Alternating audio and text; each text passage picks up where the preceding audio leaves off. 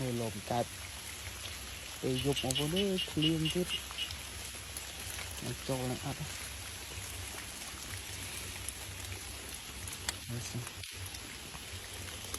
โอ้โจตรงนี้ก็ด้วยโจจ้านะนี่นะโจจ้านั่นก็ด้วยทางกัน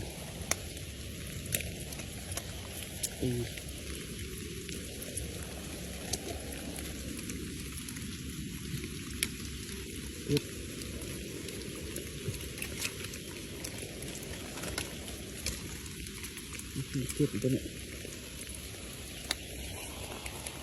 ทำกัน